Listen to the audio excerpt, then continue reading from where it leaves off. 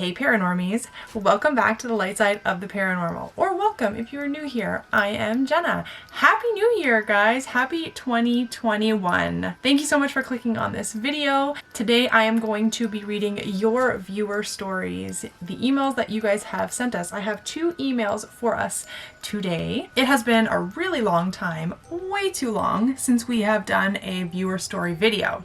Sorry about that. We do read all of our emails. If we take a really long time to get to you guys, if you have emailed us and you haven't received an email back, please don't give up on us. We will get back to you. Lots of times one of us will read the email.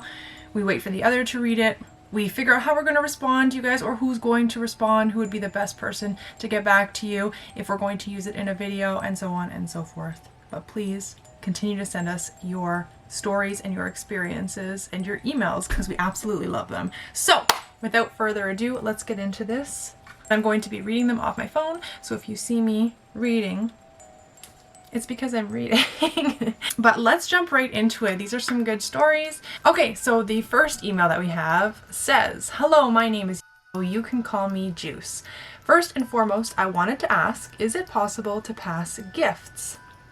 I'm assuming that means passing down gifts, and 100%. That is possible. "My mom has told us stories of things that she has gone through in her past, from when she was a little girl to an adult. I myself have also seen things, and I believe out of my brothers and sisters that I grew up with, I'm the only one. My mom was visited by her uncle, who had passed away on the night of his wake. He was her favorite uncle too, by the way. He went to the kitchen to get my mom water, and her parents walked in. When she mentioned to them that he was there, they explained that that wasn't possible. She was about 6 or so, and they explained to her that they had just gotten back from his wake. She ran into witches, dark, light witches, spoken to a dead mother, waiting for her son, and so on. I've watched horror movies since I was 7, so I've understood death and stuff. When I was 9, we went to Mexico and I saw a spirit. That's the best way I can explain it. It was a lady with blonde hair, in a white cloak, and she was floating. All of the adults were praying in the living room, and I was the only kid still up. I saw a light on the wall, and then I saw her.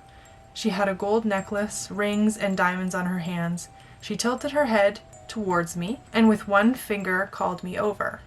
Though she was looking at me, I could not see a face, just gray/black. I shook my head at her and ran into the room with the adults. That was my very first encounter. The next, we were in Guadalajara with my mom's family, and again, I was the only one still up, and I heard a horse and carriage. I tried opening the window to look at them, but I couldn't. When I told my mom in the morning, she said it was a good thing that I didn't, because it was the carriage of death." Honestly, what is rattling? It must have just gotten crazy windy out my chimney. I'm in my cabin, and the chimney is rattling like crazy. Yeah, it's not windy out. That's weird. Okay, back to it. The next thing didn't happen till I was about 17 or so. I was heading to work when I heard a whistle from my neighbor's house. I saw a shadowy figure swaying from side to side with glowing red eyes. I should mention that it was around Halloween, and from my neighbor's house, who was like a big kid. I thought, Joe got a costume to scare the kids. I walked toward his house, and as I got closer, I saw that the house was dark and no one was home. I turned around and left because I didn't want to find out who or what whistled me over. The bigger one happened in 2003 or 4. My mom saw the shadow of a girl in our kitchen window. She thought it was my sister, and she asked her for water. When she didn't get it, she yelled at her. My sister came out of her room and said, "Why are you yelling at me?" My mom told her that she thought that she saw her in the kitchen. She then asked her to go look out the window, and the shadow was similar. She then told us, "There's a girl's spirit here." Quick story to that, a friend of mine told me that a family had lived in that apartment and that they had had a daughter. She had a boyfriend who is a gangster. Some of his rivals shot up the apartment thinking that he was there and killed her as she waited for him to show up. The next day, we were talking about it and I told my mom the story. She responded with, "That's the girl I saw then." Being young, dumb, and cocky, I said, "Tell her to get the hell out then. We don't want her here." Big mistake. As I walked to the kitchen, a plate flew at me. Whoa! My mom had a plate set of the Virgin Mary and Jesus Christ, which she set on top of the VCR and towards the back of the dresser. So when the plate flew out, it didn't tip over. It flew out. I turned to look at my mom, brother, and sisters, and my mom said, "Don't talk about her like that. She didn't like that." I just responded with, "Whatever, what's she gonna do?" Oh, dude. Let me keep reading. Well, she showed me, laugh out loud. For a little while, she kept messing with me. On one instance, I was talking on the phone, laying on the floor, when I felt someone tug on the cushion that I had under my head, and I heard a shh.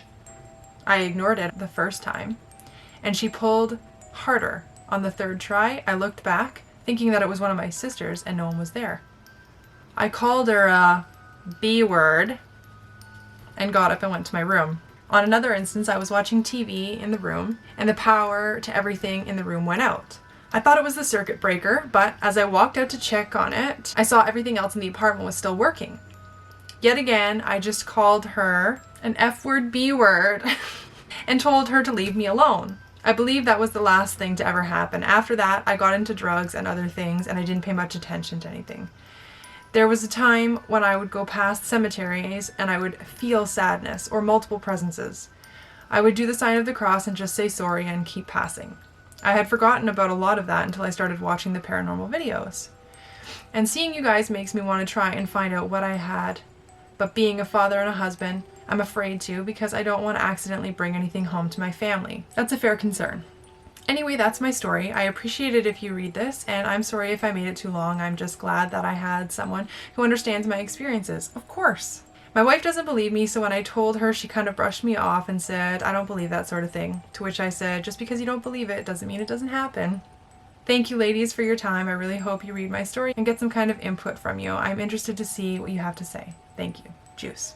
Well, that was a good story. You had multiple paranormal instances, and as for your wife, unfortunately we have some skeptics out there, and that being respectful and understanding and being kind to each other is all we can do. And if you've watched our videos before, you would know that my husband is somewhat of a skeptic. He was definitely quite a large skeptic before he got to know me and we started living together, and now too many things happen for him to deny it. It still kind of blows his mind and he just kind of sets it aside, but I think it might get to a point where you can't really deny it anymore. And if you start to look into your own gifts and what you are able to experience, that might persuade her a little bit more. But it is a concern. Having a family, I've been there, and not really wanting to go to those places or touch on those things because you're worried of what you're going to bring back to your family. So that is a legitimate worry. What I would suggest is looking into how to protect yourself, because it's all about protecting yourself spiritually. And for the most part, you have that control to protect yourself from anything bad following you home or reaching out to you. Or if it does reach out to you, you can quite easily say, "No, thank you." Out you go, and it has to listen to you. So those were really good stories. That's quite a good mix of different paranormal experiences that you've had. And I thank you so much for sharing that with us. Yeah, you definitely can get gifts passed down. That is 100% a thing. And you never know, your brothers and sisters might have a touch of these things too. But if you're so closed off and ignoring it, you might never know you have them. They might just kind of be brushing these things off and not wanting to touch too much on them. And that leaves you thinking you're the only one that has this kind of ability. So yeah, great stories. Okay, so this next story, I'm not going to use the viewer's real name, just in case they're not cool with that, so let's just call him Mr. Schmuck.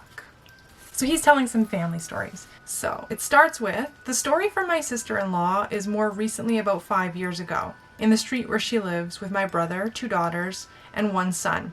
Every Friday there's a flea market where my mother's aunt and cousin used to sell t-shirts and underwear for a long time, more than 20 years, so occasionally they pass by to say hello, because some Fridays my sister-in-law opens the garage doors to sell some stuff. But at that time, my mom's aunt wasn't doing very well. She was in her late 80s, so only my mom's cousin was attending the business. One day, my sister-in-law saw my mom's aunt walking by and started talking to her. She looked very well, according to my sister-in-law, so the topic of conversation was my niece, who has Down syndrome and has been dealing with heart and lung issues since she was born. 3 big surgeries so far. So she asked my sister-in-law to take good care of my niece, sent her regards to my mom, said goodbye, and left. So my sister-in-law told my mom about it, but my mom had went to her funeral 1 week before the encounter.